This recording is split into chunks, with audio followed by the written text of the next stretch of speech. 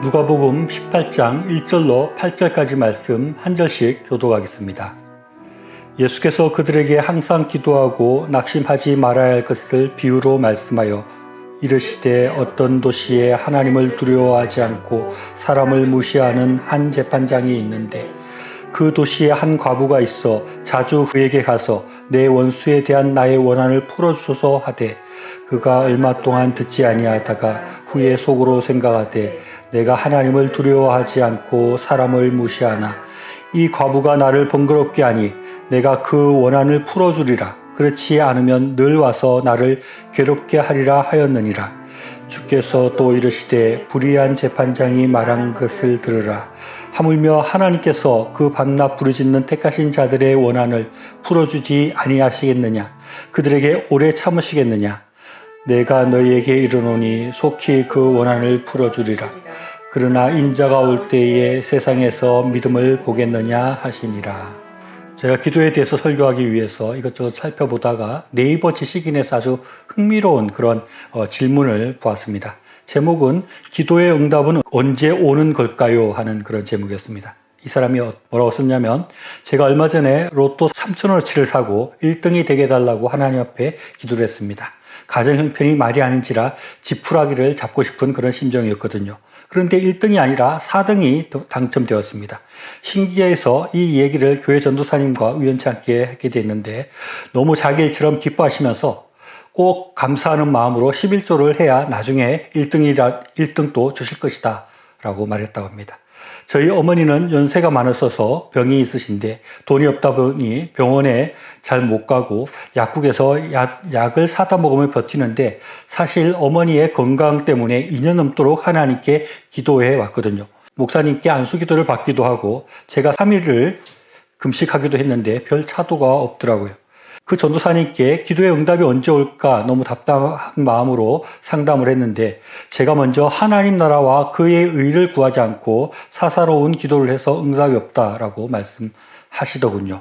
사사로운 기도로 치면 로또가 되게 해달라고 기도한 게 더 사사로울 것 같은데 4등이 된 것은 하나님이 응답해 주신 것이고 어머니 병환을 위해서 2년 동안 울부짖으며 하나님께 매달린 것은 사사로운 기도라니 그래서 그 다음부터 기도를 바꿨습니다. 교회를 위해서 기도했고 이 나라와 민족의 복음화를 위해서 기도했어요. 하나님 나라와 그의 의를 먼저 구하라는 전도사님의 말씀에 순종했지요. 어머니는 제 도움 없이는 이제 거동도 못하십니다. 전도사님께 다시 물었습니다. 제가 어떤 원망을 하려는 것은 아니지만 제 사사로운 기도가 아니라 하나님을 위해서 기도했는데 어찌 어머니가 더 악화되는 거냐고 답답한 심정을 토로했습니다. 하지만 전도사님은 어머니의 병을 고치기 위해 하나님 나라와 의를 구한 것이니 그것은 그 자체가 애당초 합당하지 않은 마음을 먹고 기도한 것이라고 하십니다. 이제는 정말 묻고 싶습니다. 어느 장단에 춤을 춰야 합니까? 로또 4등은 하나님이 응답해 주신 거라더니 어머니의 건강을 위한 애끓는 기도는 사사로운 기도라서 안 된다니요. 구하라 그리하면 주실 것이라는 말씀은 어떻게 된 것입니까? 착잡합니다. 라고 이렇게 끝을 맺고 있습니다.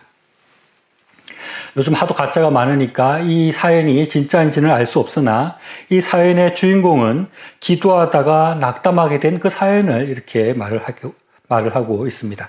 그런데 오늘 읽은 본문의 말씀이 이 사연과 많이 연관되어 있다는 생각을 합니다. 오늘 본문 1절에서 예수님은 항상 기도하고 낙심하지 말아야 될 이유를 비유로 설명하시면서 악한 재판장 비유를 말씀하십니다. 악한 재판장이 있었는데 과부가 끊임없이 원수의 원한을 풀어달라고 요구하니 비록 악한 재판장이지만 귀찮게 하니 그의 요구를 들어주었다. 그러니 하물며 하나님께서 그 밤낮 부르짖는 택하신 자들의 원한을 풀어주지 않겠느냐라고 이렇게 말씀하시는 것입니다. 예수님은 이 비유로 끊임없이 끈질기게 기도해야 한다. 그러면 낙심하지 않게 될 것이다 라고 말씀하고 있습니다. 이 말에 근거해서 끊임없이 기도하는 사람들이 있습니다. 내가 하나님을 좀 귀찮게 할 정도로 기도해야지 하나님께서 기도를 들어주신다 라고 생각하면서 계속 기도가 들어질 때까지 끊임없이 기도하려고 하는 사람들이 있습니다. 사실 이 본문의 말씀은 이런 부분 때문에 해석이 좀 어려운 부분이 있습니다. 우리가 기도 응답이 안 되는 것은 내가 끈질기게 기도하지 않아서 내가 끝까지 기도하지 않아서 그렇다라고 생각을 하는 것입니다. 그래서 앞에서 말한 그 사람처럼 로또를 사가지고 계속해서 끊임없이 기도하면, 계속해서 더 매달리고 더 자주 하나님 앞에 로또가 되게 해달라고 기도하면 그러면 로또가 되는 것인가? 이런 기도를 하는 것이 정당한 것인가? 하는 그런 의문이 들기 때문입니다. 그런데 우리가 예수님의 이 비유의 말씀 가운데 중요하게 보아야 할 말씀이 있습니다. 그것은 제일 중요한 8절 마지막에 나오는 말씀입니다. 그러나 인자가 올 때에 세상에서 믿음을 보겠느냐 하는 아주 의미심장한 말씀을 이 비유 끝에 주님께서는 말씀하고 있습니다. 예수님은 결코 아무 기도나 끊임없이 한다고 들어주겠다고 말씀하지 않으셨습니다. 이 비유에서는 그런 말씀이 나오지 않습니다. 그렇기 때문에 우리가 어떤 기도라도 끊임없이 기도만 하면 하나님께서 들어주신다. 예수님께서 이런 말씀을 말하고 있지 않다는 것입니다.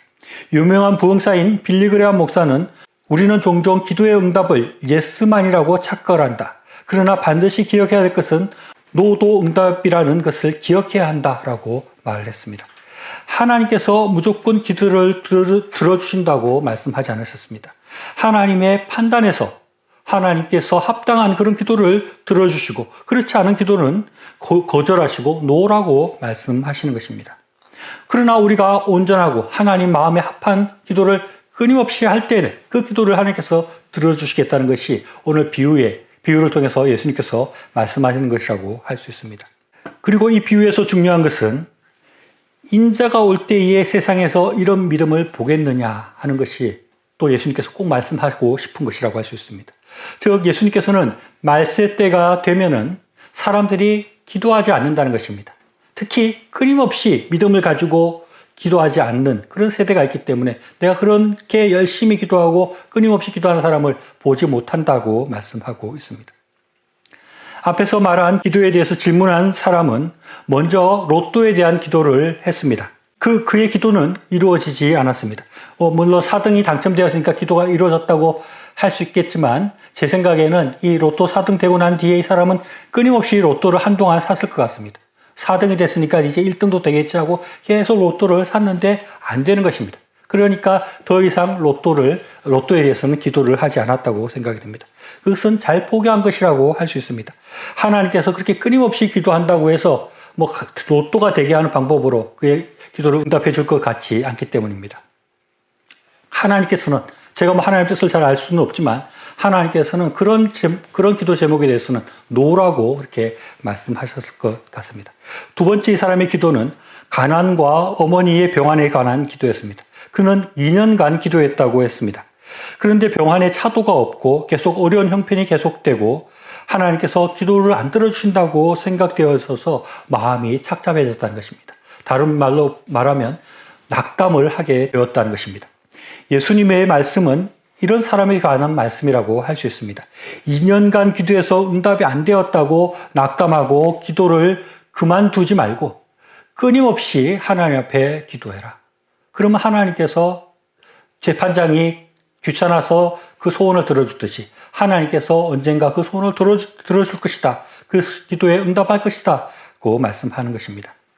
하나님께서 그가 계속 기도하면 그의 어머니의 병환을 기적적으로 낫게 해줄지 또 놀라운 방법으로 그들의 가난을 벗어나게 해줄지 아니면 다른 방법으로 또 병원을 낫게 해주고 그 형편이 좋게 해줄지는 알지 못하지만 하나님의 방법으로 하나님의 시간에서 하나님께서 언젠가 그 기도를 응답해 주시는 것입니다. 그런데 여기서 한 가지 의문이 들 수 있습니다. 하나님은 기도하면 바로 들어주시면 좋을 텐데 왜 그렇게 하지 않는가? 로또 되게 해주세요라는 그런 기도는 하나님께서 노하시더라도 어머니의 병환이 낫게 해주세요. 우리 가정 형편이 너무 어렵습니다. 너무 괴롭습니다. 이런 기도는 바로 좀 들어주시면 좋을 텐데 왜 하나님께서 즉각적으로 응답하지 않으신가 하는 것입니다. 왜 그럴까요? 저는 하나님께서 우리와 더 오랫동안 교제하고 싶어서 그렇게 하신다고 생각을 합니다. 1인당 GDP가 5만 불인지 몇만 불이 넘어가면 좀 잘 살게 되면 기독교 신앙이 퇴보한다는 그런 얘기가 있습니다. 먹고 살만하니까 하나님을 찾지 않고 기도하지 않게 된다는 것입니다. 실제로 그런 면이 있습니다. 사람들이 굉장히 절박하고 어려울 때는 열심히 기도합니다. 하나님 제발 좀 살려주세요. 제발 좀 먹을 것을 주세요. 이렇게 절박하게 기도를 하게 되는데 하나님께서 그 기도 제목들을 다 들어주셔서 잘 살게 되고 건강하게 되고 아무 어려움 없게 되면 간절하게 하나님을 찾지 않게 되는 것입니다. 그래서 기독교 신앙이 퇴락하는 그런 모습을 보이는 것입니다.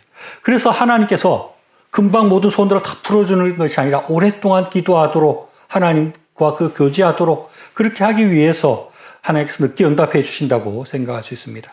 저의 요즘 기도 제목은 이사입니다. 하나님 좋은 집으로 이사하게 해주세요라고 계속 기도를 하고 있는데 기도한 지가 오래되는데 아직도 하나님께서 어떤 좋은 집을 보여주시면서 이 집으로 가라고 이렇게 분명한 응답을 해주시지는 않는 것 같습니다. 몇 개월째 이 이사 문제가 해결되지 않고 계속해서 기도를 하고 있는데 기도하면서 제가 느끼는 것은 기도를 이렇게 오랫동안 하면서 나의 생각이 많이 변화된다. 내가 하나님의 뜻에 대해서도 관심을 가지게 된다는 그런 깨달음을 얻게 되었습니다. 제가 기도하면서 내가 어떤 집으로 가는 것을 하나님께서 원하시는 것인가 하는 것을 생각하게 되고 하나님께서 나에게 원하시는 것은 무엇일까? 내가 하나님의 사역을 더 잘하기 위해서 어떤 집, 어떤 위치의 집이 더 좋은 것인가 하는 것을 생각하면서 하나님에 대해서 더 많이 생각하게 되는 것입니다. 하나님께서는 우리가 기도하는 것을 통해서 하나님과 더 깊은 교제를 하기를 원하시고 하나님의 뜻에 대해서 더 깊이 생각하기를 원하시고 하나님을 더 믿고 하나님을 더 사랑하게 되기를 원하시고 있는 것입니다. 그래서 하나님께서는 기도의 응답을 금방 해주시기보다는 더 오랜 시간 우리에게 기도를 요구하시는 것이라고 할 수 있습니다. 그런데 우리가 이 기도를 하고 있는데 하나님께서 이렇기 때문에 우리의 기도의 응답을 늦추고 있는데 기도 한두 번 해보고 금방 포기하고 낙담해버려서는 안 된다고 주님께서 오늘 말씀하고 있는 것입니다. 마태복음 25장 말씀 보면 신랑을 맞이하는 10처녀 비유가 나옵니다. 신랑이 빨리 오면 좋을 텐데 늦게 오는 것입니다. 10처녀 중에 5처녀는 신랑이 늦게 오는 것을 대비해서 기름을 준비하고 잘 준비하고 있는데 5처녀는 신랑이 더디 오는 것 때문에 신랑이 안 오는가 생각을 하고 기름도 준비하지 않고 졸며 이러고 있다가 신랑을 맞이하지 못하게 됩니다. 그래서 결국 그 5처녀는 천국 혼인잔치에 들어갈 수 없게 되는 것입니다. 이 처녀들도 처음에는 기다리고 있었습니다. 신랑이 올 테니까 내가 등불을 준비해서 맞이해야지 했는데 더디 올 때 안 오나 보다 생각하고 포기하고 그러니까 결국 신랑을 맞이할 수 없게 되고 천국 혼인잔치에 들어갈 수 없게 되었습니다. 저는 앞에서 말한 2년 동안 부모님을 위해서 가정 형편을 위해서 열심히 기도하는 사람이 2년 기도하고 마음이 착잡해졌다. 더 이상 기도하지 않고 낙담해서 기도하지 않는다면 이 사람도 5처녀와 같이 언젠가 곧 응답해 주시고 하나님께서 그 기도의 손들을 들어주실 텐데 그 은혜를 받지 못하고 그 복을 받지 못하게 되는 것입니다. 우리는 하나님을 끝까지 믿고 끈질기게 하나님 앞에 기도해야 합니다. 하나님의 응답은 더디 올 수 있습니다. 그러나 우리가 낙심하지 않고 기도한다면 결코 우리가 낙심하지 않는 그런 결과를 얻게 될 것입니다. 예수님께서 이 땅에 오신 것이 그 예라고 할 수 있습니다. 예수님의 오심, 즉 메시아를 통해서 구원하시겠다는 것은 창세기 때부터 예언되었고 이사야 때에는 아주 구체적으로 예언되어 있습니다. 그런데 주님께서 이사야의 예언이 있고 700년 후에 주님이 오시는 것입니다. 그 예수님이 오시기 전부터 400년간은 아무 선지자도 나타나지 않고 아무 선지자도 예수님이 오실 것을 이야기하지 않는 그런 기간이 있었습니다. 그런 오랜 암흑기 동안에 아무 말씀이 없는 동안에 사람들은 다 예수님께서 안 오시나 보다, 예수님 온다는 것은 다 헛된 것인가 보다 그렇게 낙담할 수 있지만 결국 예수님께서 오신 것입니다. 누가복음 2장 말씀 보면 시므온이라는 사람이 나옵니다. 그는 예수님이 오실 것을 기대하고 기도하고 있었던 사람입니다. 400년 동안 아무 소리가 없고 이사야가 다시 예수님께서 오신다는 것을 700년 전에 예고했음에도 불구하고 포기하지 않고 끝까지 예수님이 오실 것을 기대하고 기도하고 기다리고 있었습니다.